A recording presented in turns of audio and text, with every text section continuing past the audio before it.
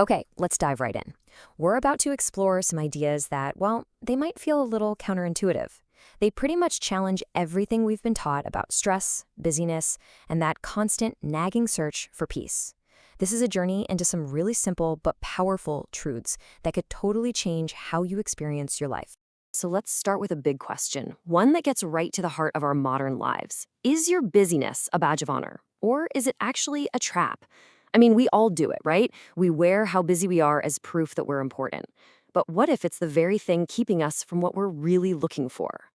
And this brings us to our first big idea, the lie of modern life. It's this deep down belief we all have that if we just do enough, if we just stay active enough, we'll eventually find some inner calm. But the perspective we're exploring today suggests that actually the exact opposite is true. I mean, this quote just nails it, doesn't it? It perfectly captures that frantic cycle we get caught in. We chase the next goal, the next promotion, the next problem to fix, thinking that peace is some kind of reward waiting for us at the finish line. But all that chasing just fuels more anxiety and leaves us completely burned out. Okay, this one can be a tough pill to swallow. We're told that being busy means our life has meaning. But what if we reframe that? What if busyness is actually a form of avoidance, a really clever, sophisticated way to keep ourselves from having to sit still and face what's really going on inside?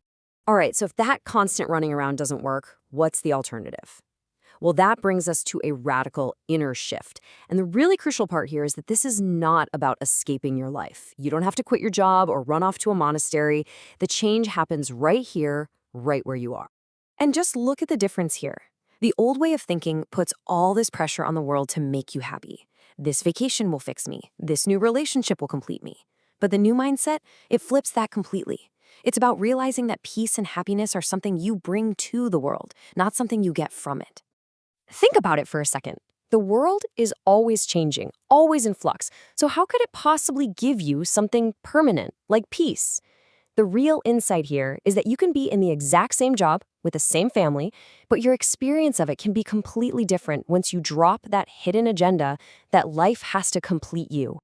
Now, a lot of us have tried meditation to find that inner peace, and for so many people, it's just frustrating. So this next section is about the foundational step that almost everybody skips, which is the exact reason it so often feels impossible.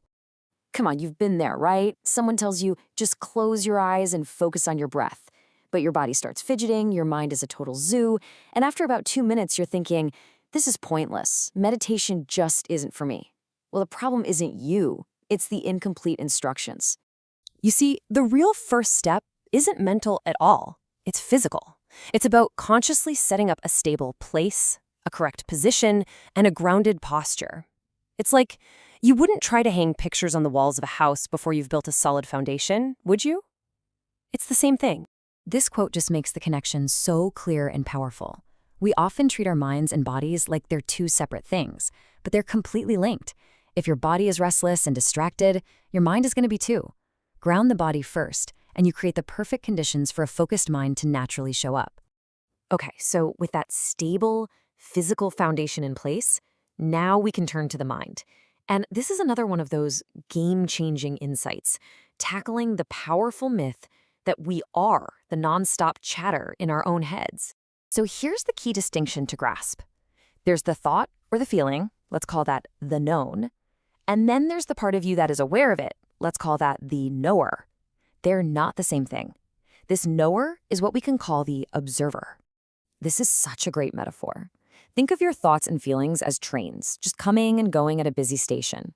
The practice is learning how to simply stand on the platform and watch them pass, without feeling that powerful urge to jump aboard every single one that pulls in.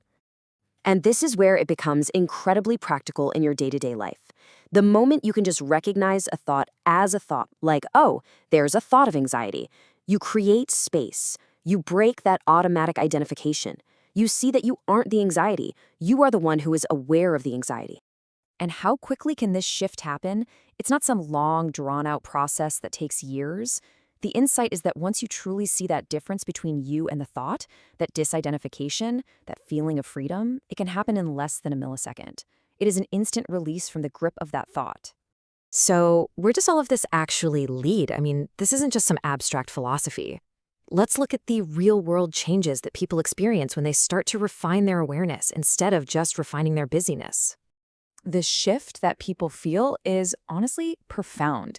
They report feeling more present. Their minds become quieter. They feel more grounded and centered, and they're no longer yanked around by every little distraction. And notice that last one, a deep sense of inner safety that is completely independent of what's happening on the outside. Here's a powerful way of putting it from someone named Sophie. Imagine feeling so rooted, so stable, that intrusive thoughts can't even get in. That's a direct result of that composed, grounded posture we were talking about earlier. And then you have Anne's experience. Now, empty here doesn't mean a blank, dull state. It's a mind that is clear, open, and free from all that constant mental clutter. And that's the result of learning to watch the trains go by instead of jumping on them. And finally, Mead's words just bring it all together. Peace, quiet, and safety. These are the very things we chase through all of our busyness. And here they are, being discovered as an inner state that was available the entire time. So ultimately, what this all points to is that awakening isn't some exotic, mystical, unattainable goal that's just for a chosen few. It's a practical, step-by-step process. It's about making a series of small, precise, and totally learnable shifts in how you relate to your own experience. And that leaves us with this final question to reflect on. The world is always going to invite you to be busier, to do more, to achieve more. But there is another invitation, a quieter one, that's waiting just beneath all that noise. The question is, which one will you choose to refine?